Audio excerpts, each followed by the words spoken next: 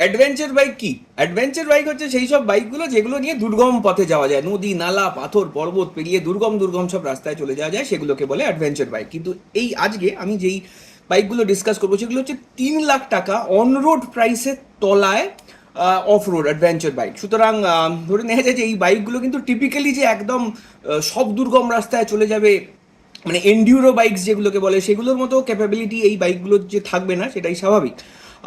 তো আমি এই বাইকসগুলোর পজিটিভস অ্যান্ড নেগেটিভস দুটোই বলবো। কিছু কিছু বাইকস এই কম্প্যারিজনে নেই। Enfield, royal Enfield Himalayan 450, KTM adventure 390 350 CC যেটা, আর ট্রায়াম্ফ স্ক্যাম্বলার 400 XC, এগুলোর দাম সব করারই 3 লাখ টাকার অন রোড প্রাইস, 3 লাখ টাকার ওপর। এবার অ্যাডভেঞ্চার বাইকস ইন্ডিয়াতে কেন এত পপুলার হয়েছে রিসেন্টলি, এক হচ্ছে সিটিং পশ্চারগুলো একটু আপরাইট, মানে সবাই যেরকম ঝুঁকে বাইক চালাতে পছন্দ করে সেটা তো নয়। তো এতে কি হয়, লং ডিস্টেন্স ট্রাভেল করতে সুবিধা হয়, পেছন মানে ব্যাকের ওপর স্ট্রেন অনেক কম পড়ে, আর যাদের ব্যাক প্রবলেমস আছে তাদের ক্ষেত্রে তো এটা খুবই ভালো। দুই হচ্ছে ইন্ডিয়ার যে রাস্তাঘাট, এমনি গলিঘিজির যে রাস্তাঘাট, হাইওয়ে বলছি না, সেগুলো এমনি বেশ খানিকটা দুর্গম, মানে ভাঙা চোরা, জল জমে যাচ্ছে। তো সেইখানে এই বাইকগুলো সাসপেনশন যেহেতু টিপিক্যাল স্পোর্টস বাইক বা স্ট্রিট নেকেড বাইকসের থেকে more advanced, bumps easily better soak করে। তো সেই জন্য এই অ্যাডভেঞ্চার বাইক, টল স্টান্স, এইগুলোর জন্য ইদানিংকালে বেশ একটু পপুলার ইন্ডিয়াতে হয়েছে। এই 5টা বাইক আমি এই লিস্টে রাখবো। তো 5 নম্বরে হচ্ছে হন্ডা NX 200। এর অন রোড প্রাইস হচ্ছে অ্যারাউন্ড 1,95,000 কলকাতায় অন রোড। এবার এর পজিটিভস কি কি? পজিটিভস হচ্ছে এর দামটা বেশ কম। দ্বিতীয়ত হচ্ছে এর মাইলেজ হাইওয়েতে প্রায় 45 46, এবং সিটিতেও অ্যারাউন্ড ওই 38 40 মতো মাইলেজ দিয়ে দেয়। সেকেন্ড হচ্ছে হন্ডা রিলায়েবিলিটি। এটা হন্ডা ইঞ্জিন ইউজ করে, ভাইব্রেশনলেস স্ট্রেস ফ্রি ইঞ্জিন, আর হন্ডা সার্ভিস ব্যাকআপের কথা তো সবাই জানে।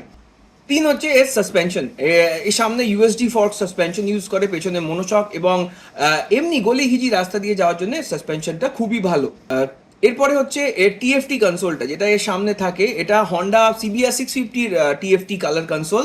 এটা খুব ইনফরমেটিভ সুন্দর একটা কনসোল।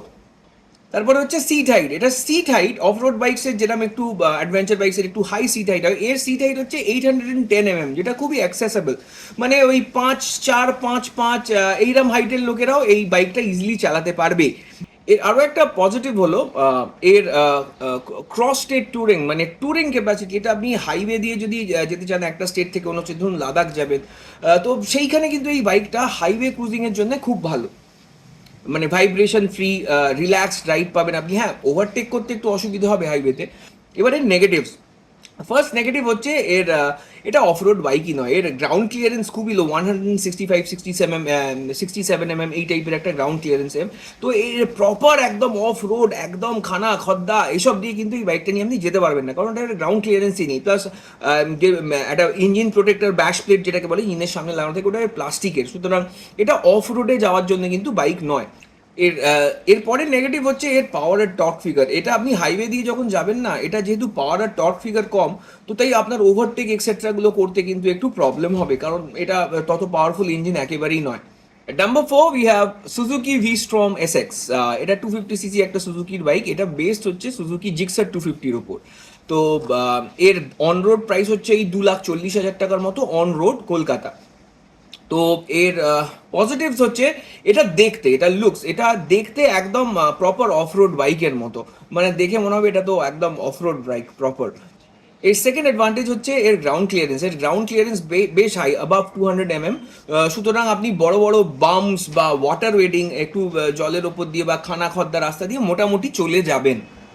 এরপরে পজিটিভ হচ্ছে এর হাইওয়ে টোরিং ক্যাপাবিলিটি। এটা যেহেতু এটা জাপানিজ ইঞ্জিন, মোটামুটি ভাইব্রেশন ফ্রি আপ টু 110 অব্দি ইঞ্জিনে ভাইব্রেশনস একদমই হয় না প্রায়। তো হাইওয়ে ট্যুরিং এর জন্য এই বাইকটা খুব ভালো। এবার ডিসঅ্যাডভান্টেজ, V-Strom SX এর ডিসঅ্যাডভান্টেজ হলো এর সিট হাইট 835 mm। এটা কিন্তু বেশ একটু 5'8", 5'7", 5'8" হাইট না হলে কিন্তু এই বাইকটা চালানো ট্যাকেল করা বেশ মুশকিল হতে পারে। নেগেটিভ হচ্ছে এর সাসপেনশন। এর সামনে মানে অফ রোড অ্যাডভেঞ্চার বাইক হয়েও এর সামনে নর্মাল টেলিস্কোপিক সাসপেনশন ইউজ করে, যেটা খুব ডিসঅ্যাপয়েন্টিং। এটা অফ রোড কেপেবিলিটি একদমই নেই। এটা হাই গ্রাউন্ড ক্লিয়ারেন্স আছে আমি মানছি, যেটা আপনাকে বাম্পি রোড দিয়ে তো যেতে ঠিকঠাক চালিয়ে দেবে, কিন্তু অফ রোডিং এই বাইক নিয়ে একদমই করা যাবে না। এরপরে নেগেটিভ হচ্ছে এর যে উইন্ডশিল্ডটা আছে সামনে, ওটা একটা এইরকম জায়গা অবধি আসে, বা মানে যে না এটা পুরো উইন্ডশিল্ডটা পুরোটা কভার করে না, একদম নিচু। তাতে কি হয়, হাওয়াটা যেটা আসে না, আপনি হাইওয়ে দিয়ে যখন যাচ্ছেন পুরো মুখে থ্রো করে হাওয়াটা।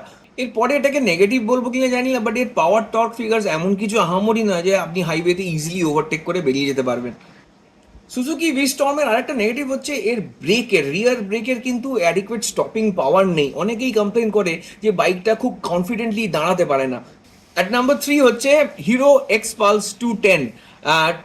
এক্সপালস 204 ভি প্রোটাকে রাখছি না, কারণ ওটাকে প্রপার এন্ডিউরো, একদম প্রপার অফরোড বাইক কম্প্যারিজনে রাখবো। ওটা সিট হাইট অনেক হাই। তো এক্সপালস 210-এর বলছি, এটার অ্যাডভান্টেজ হচ্ছে দাম। এটা একটা প্রপার অফরোড বাইক, যেটা 1,95,000 টাকা অনরোড প্রাইসে আপনি পেয়ে যাবেন।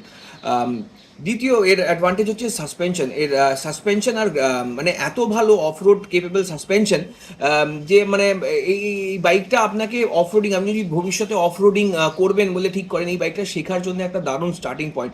তাই এর high ground clearance, metal bash plate দিচ্ছে, ইঞ্জিন প্রোটেক্টর, এর হাই গ্রাউন্ড ক্লিয়ারেন্স, এটা অফরোডিং ড্রিম। মানে এই দামে এরকম অফরোডিং মেশিন আপনি পাবেন না। তারপর হচ্ছে অ্যাডভান্টেজ হচ্ছে এর ওজন, এটা বেশ হালকা বাইক, প্লাস এর হেডল্যাম্পের সামনে একটা মেটাল এরকম মানে একটা এর মতো করা আছে, আপনার বাইকটা যদি পড়ে যায় অফ রোডে আপনি ওটাকে ধরে তুলে নিতে পারবেন। তারপরে এর অ্যাডভান্টেজ হচ্ছে মাইলেজ। এর মাইলেজ কিন্তু ওই 40-45, মানে 40-42 দিয়ে দেবে আপনাকে হাইওয়েতে, আর সিটিতেও অ্যারাউন্ড 35-36 এরকম দিয়ে দেবে। Mileage is dissent. এবার এর ডিসঅ্যাডভান্টেজ, এর ডিসঅ্যাডভান্টেজ হলো এই গাড়িটা না হিরোর মানে কিছু বিল্ড কোয়ালিটি ইস্যুস আছে। মানে এই গাড়িটা যদি আপনি প্রপারলি মেনটেন করে লিউব্রিকেট করে না রাখতে পারেন, গাড়িটা জং ধরে যায়, মানে চাকায় জং ধরে যাচ্ছে, ফুয়েল লিড ক্যাপে জং ধরে যাচ্ছে, এই ধরনের প্রবলেমস আছে। প্লাস কিছু ন্যাগিং ইস্যুস, যেরকম চাবি হ্যান্ডেল লকের প্রবলেম, এইসবগুলো আছে। সেকেন্ড বিগেস্ট ডিসঅ্যাডভান্টেজ হচ্ছে এটার টিউবলেস টায়ার্স নেই। এটা টিউবওয়ালা টায়ার, সুতরাং লিক টিক হয়ে গেলে সেটা একটা বিশাল বড় সমস্যা।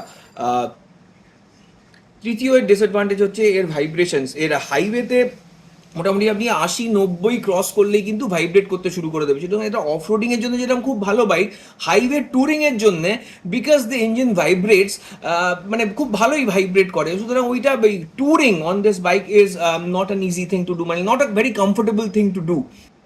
তো এটা অফ রোড বাইক হিসেবে খুব ভালো, কিন্তু ট্যুর আর off road combination of both যদি আপনি চান ডেলি ইউজেজের জন্য, তাহলে এটা খুব একটা প্র্যাকটিক্যাল সাইডে নয়। At number 2 we have TVS Apache RTX 300।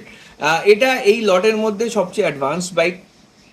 এবার এর পজিটিভস হচ্ছে এটা অনরোড প্রাইস হচ্ছে 2 লাখ, যেটা বেস ভেরিয়েন্ট সেটা শুরু হয় 2,35,40 থেকে অনরোড, আর যেটা টপ ভেরিয়েন্ট ভিটিও ভেরিয়েন্ট বলে যেটাকে, ওটা ওই 2,80,000 মতো দাম পড়ে অনরোড কলকাতায়। এবার এর অ্যাডভান্টেজ হচ্ছে এর লুকস। এটা পেছন থেকে হন্ডা ট্রান্সাল, বা সামনে থেকে মানে মাঝে মাঝে লাল রং হলে হয়তো ডুকাটি মাল্টি স্টার্টার মতো দেখতে। সেকেন্ড অ্যাডভান্টেজ হচ্ছে এর ইঞ্জিন আর টর্ক। এটার most powerful engine in the lot. মানে এটা হাইওয়ে ট্যুরিংয়ের জন্য you have adequate power to overtake. তৃতীয় হচ্ছে এতে আপনি cruise control, traction control, dual channel ABS তো সব করাতেই থাকে। হ্যাঁ, কুইক শিফটার, এরকম প্রচুর ফিচার্স পাবেন এটাতে। এরপরের অ্যাডভান্টেজ হচ্ছে এটা এটা খুব অ্যাডভান্সড বাইক, এটা advanced engine, latest generation tech, সব কিছু মিলিয়ে না এই বাইকটা এই দামে it's a very good value for money. এবার কামিং টু নেগেটিভস, নেগেটিভস হচ্ছে এটার ইনিশিয়াল ডেলিভারিজ না ভীষণ স্লো গেছে, এবং এটার প্রথম দিকে মাইলেজ যেটা পাওয়া যাচ্ছিল প্রথম দিকের বাইকগুলো বা হাইওয়েতে 25, 26, 27, সেটা ইদানিং রিসেন্ট যে বাইকগুলো ডেলিভার হচ্ছে সেগুলোতে 29-30-এর মতো যাচ্ছে। 300cc ইঞ্জিনের থেকে না, এই আমি যদি 29-30ও ধরি, এটা মাইলেজটা কিন্তু লো। আর দ্বিতীয় হচ্ছে এই বাইকটাকে সার্ভিস করার ক্যাপাবিলিটি সব টিভিএস এর সার্ভিস সেন্টার্সের আছে কি না আমি কিন্তু শিওর নই, বিকজ অনেকেই কমপ্লেন করছে যে এই বাইকটা টিভিএস এর সব সার্ভিস সেন্টার ঠিক করে হ্যান্ডেল করতে পারছে না। মানে হয়তো টিভিএস এর এন্টায়ার সার্ভিস নেটওয়ার্ক এই অ্যাডভান্স বাইকটাকে ঠিক করে সার্ভিস করার জন্য, রিপেয়ার করার জন্য এখনো প্রপারলি ট্রেন্ডই নয়। এর পরের ডিসঅ্যাডভান্টেজ হচ্ছে এই বাইকটা না ভাইব্রেশনস আছে। আপনি অ্যারাউন্ড ওই 100 স্পিডে চলে গেলে এই বাইকটা কিন্তু বাজিনেস, আপনি ফুট পেগসে, হ্যান্ডেল বার্সে সব জায়গাতেই একটা বাজিনেস ফিল করবেন। মানে একদম ভাইব্রেশন ফ্রি স্মুথ হন্ডা টাইপের এক্সপিরিয়েন্স কিন্তু এই বাইকটা আপনাকে দেবে না। প্লাস হচ্ছে এই বাইকটাতে এত বেশি প্লাস্টিক প্যানেলস আছে উইথ টাইম, মানে ধরুন 6 মাস 1 বছর অফ রোডিং যদি আপনি করতে থাকেন, তাহলে এই প্লাস্টিক প্যানেলসগুলো থেকেও অ্যাডেড ভাইব্রেশনস কিন্তু তৈরি হওয়ার একটা চান্স থেকেই যায়। এবার বিফোর গোয়িং টু নাম্বার 1, একটা বাইক যেটাকে আমি এই কম্প্যারিজনে রাখছি না, কারণ ওটাকে কোনো রেকমেন্ডেশন লিস্টে রাখাই যায় না, সেটা হচ্ছে ইএসডি অ্যাডভেঞ্চার। এটা 350 সিসির বাইক, মানে দামও খুব একটা বেশি নয়, 2,30,000 টাকার মতো দাম।